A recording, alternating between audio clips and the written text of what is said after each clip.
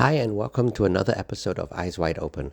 We started talking about the belief and the obligation to believe in and hope for Mashiach every single day.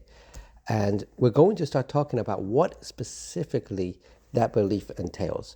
But to explore that, we're going to have over the next few episodes, have a little bit of background to talk about what are some of the key things that we will experience in the Messianic age, and what are some of the key themes behind the Messianic age, which will help us understand what specific details we are obligated to believe in. So today we're going to talk about the background, the historical background between two of the things that Mashiach will accomplish. One of them is the entire Jewish people coming back to Israel. So we're going to talk about the history of the Jewish people's connection to Israel. And the second one is building the third Bet HaMikdash, the third holy temple. And we're going to talk about the history of the holy temples in general. So on the first topic, the history of the Jewish people's connection to Israel, the Jewish ownership of the land of Israel happened in two general stages. The first one is a promise. God promises the land of Israel to Abraham. Then after Abraham passes away, he expresses to Isaac that when he promised Abraham, it means specifically to Isaac and his descendants, that Abraham had more than one son. He had Ishmael, and after Ishmael he had other children. And God emphasizes that the promise of the land of Israel to Abraham was not to Abraham and all his children, it was to Abraham and specifically his son Isaac and his descendants. And after Isaac, God promises the same thing to Jacob, that the promise that was given to Abraham and then transferred specifically to Isaac is transferring specifically to Jacob and his entire family, all 12 of his kids, which gives us 12 tribes of the land of Israel, of the people of Israel.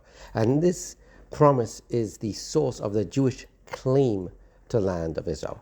However, the Jewish people, although this is where the claim to the land of Israel comes from, this did not constitute an acquisition of the land of Israel. There's a famous argument that happened between Abraham and his nephew Lot, where Abraham would command his shepherds to only allow the cattle to eat from fields that belonged to them, and Lot allowed the shepherds to allow the cattle to eat from whatever they wanted.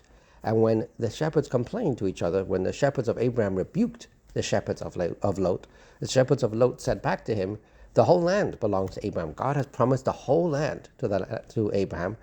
Lot is Abraham's heir, because at this point Abraham didn't have any children, and Lot should be able to eat from wherever he wanted. And the response back was, although God had promised the land of Israel to Abraham, they had not yet acquired it. When the Jewish people entered the land of Israel in the Hebrew year 2448 and conquered it, that was the act of acquisition of the land of Israel. Now the land of Israel was theirs. And this conquest of Israel accomplished two things. A, it gave the Jewish people ownership of the land of Israel, permanent ownership. And B, it also sanctified the land of Israel to become the permanent belonging of the Jewish people. And as long as other requirements are met, they have to now keep all the 613 commandments that are associated with the land of Israel, like Shemitah and Bikurim and different commands that have to do with crop and first fruit, etc., that are associated specifically with the land of Israel.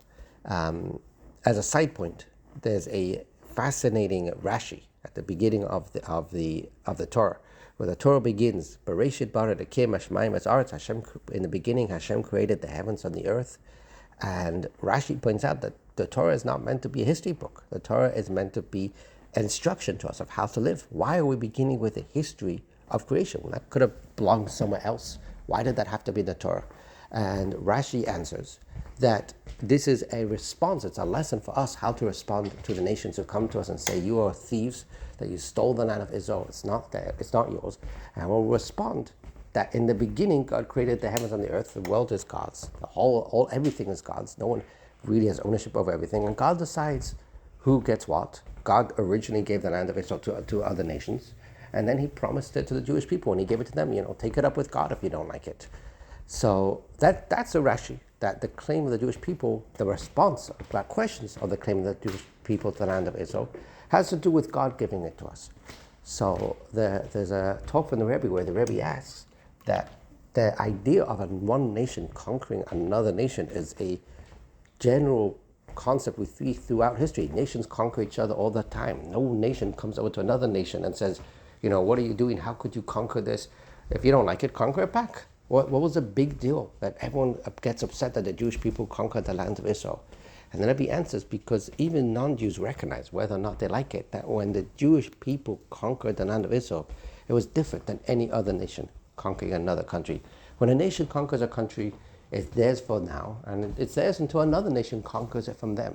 When the Jewish people conquered the land of Israel, built on this claim from God that the land of Israel will be the Jewish people's inheritance forever, they sanctified it and made it permanently their possession, whether or not they were living in it, and made it now a holy land that has specific commands associated with it. That cannot be undone. No nation can come in, conquer the land of Israel, and unsanctify it, take it away from the Jewish people. And that's what upsets people. So that's the history of the Jewish claim to the land of Israel. Regarding the history of the holy temples, so when the Jewish people were in the desert, they were commanded to build a Mishkan.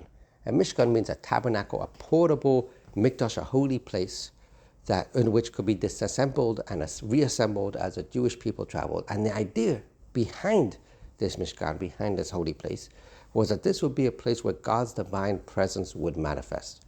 However, ultimately, God's vision was not to have a portable holy place, but to have a specific holy place, to have a permanent structure that would be the place where his divine presence would manifest. This first one was built by King Solomon in the Hebrew year 2935. It lasted 410 years until the Babylonians destroyed it. Then the second one was built in the Hebrew year 3412, and it stood for 420 years until it was destroyed by the Romans. And when it was destroyed by the Romans, it began the Roman exile, a spiritual state of exile that we are currently in which we don't have a king, as we talked about in previous episodes. There's an obligation to have a king as long as we have a king who meets the criteria of a holy and righteous and moral person who will inspire the entire Jewish people to keep the Torah. We don't have a holy temple. Not all Jews live in Israel. And instead we find ourselves to various degrees under the authority of different nations.